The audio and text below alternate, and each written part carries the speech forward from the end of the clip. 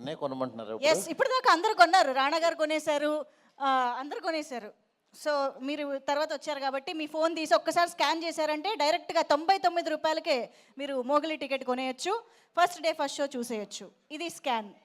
Close తీసుకోండి అమ్మా ఒకసారి ఈ లోపు. స్కాన్ లాగా లేదు, స్కామ్ లాగా ఉంది. అయ్యో, ఇదంతా శశి గారి ప్లాన్. ఓకే ఓకే, 99 రూపాయలు మీకు ఫోన్ పే ద్వారా వచ్చాయి. Thank you boss. మన గ్లోబ్ ట్రాటర్ కన్ఫర్మ్ చేసేసారు సంచారి మీ టికెట్ని. కంగ్రాచులేషన్స్ మారుతి గారు. ఇప్పుడు మిమ్మల్ని మాట్లాడవలసిందిగా కోరుతున్నాం. Thank you. సందీప్ చాలా ఎమోషనల్గా మాట్లాడాడు. సందీప్ తర్వాత మాట్లాడాలంటే చాలా స్పీచ్ బోల్డ్ మాట్లాడాడు, కానీ సినిమా తను కలర్ ఫోటో తర్వాత ఇంత జర్నీ ఉంది కాబట్టి మాట్లాడాడు.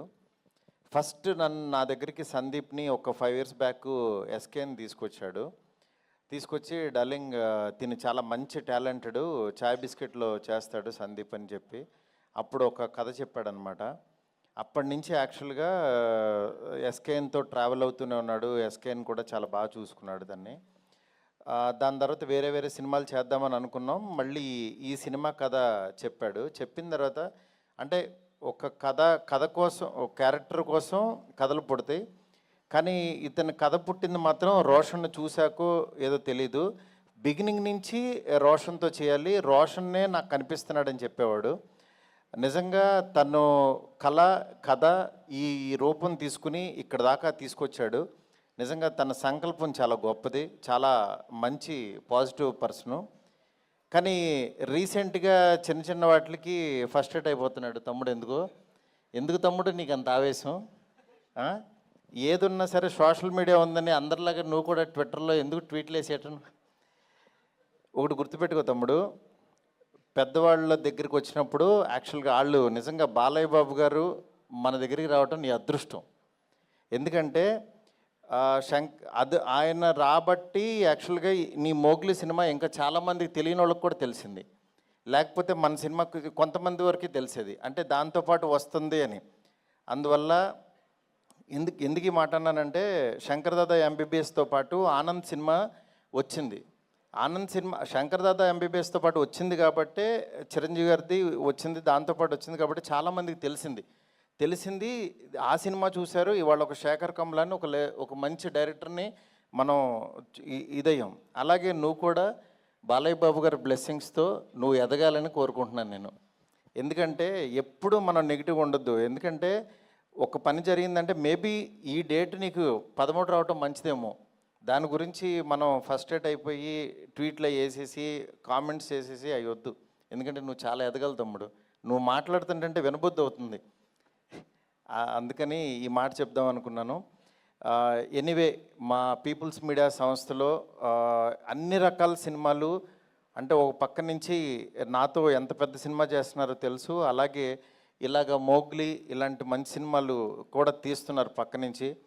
అంటే విశ్వ గారు బిగినింగ్ నుంచి కంటెంట్ కష్టపడే వ్యక్తిని మాత్రం ఆయన అసలు వదిలిపెట్టరు, అలాగే ఎంకరేజ్ చేస్తున్నారు.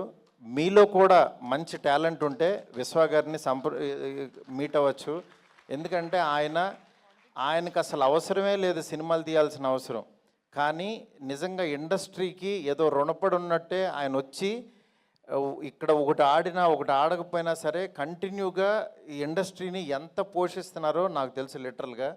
నిజంగా అలాంటి వ్యక్తిని మనం దూరం చేసుకోకూడదు. ఈ సినిమా ద్వారా ఇంకా పెద్ద సక్సెస్ ఇచ్చి పీపుల్స్ మీడియా సంస్థలో ప్రతి సంవత్సరం ఇలాంటి మోగ్లీలు ఎన్నో రావాలని చెప్పి మనస్ఫూర్తి కోరుకుంటున్నాను. సుమా గారు రాలేదు, మమ్మల్ని యాక్చువల్గా ఆవిడే పుష్ చేశారు నిన్న రమ్మని, కానీ ఇందాక రోషన్ అడిగితే చెప్తున్నారు మదర్ ఇంకో 2 సినిమాల వరకు రారన్నారని. రాకపోయినా నీ వెనకాల ఉన్న శక్తి ఆవిడే తమ్ముడు.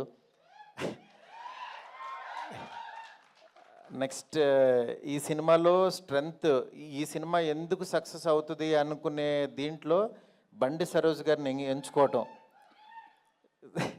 సార్ మీ one of the fan sir. నేను మీ డైలాగ్స్కి నేను ఆ మాంగళ్య బలం మొదలు పెడితే అలా కారులో కూర్చొని చూస్తానే ఆఫీస్కి వచ్చేసాను సార్. అంటే నిజంగా ఎంత ప్యాషన్ అంటే నేను ఈ రోజుల్లో తీసినప్పుడు అలాగే ఇరుచుకు పడిపోయేవాడిని, రాసేసేవాడిని. అట్లా యాక్చువల్గా సరోజ్ గారిని చూస్తే చాలా గొప్పగా అనిపించింది. సార్ మేము కూడా ఒక మంచి క్యారెక్టర్ రాసుకుంటాం సార్, చేయాలి సార్ మీరు.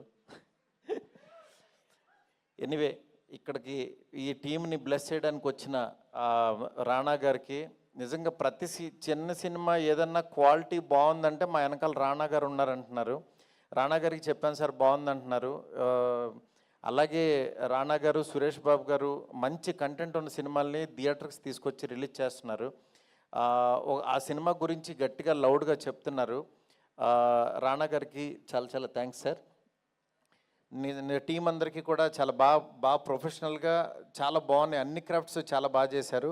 ఈ సినిమా బాగా ఆడాలని మనస్ఫూర్తి కోరుకుంటున్నాను. All the best to entire team. Thank you so much.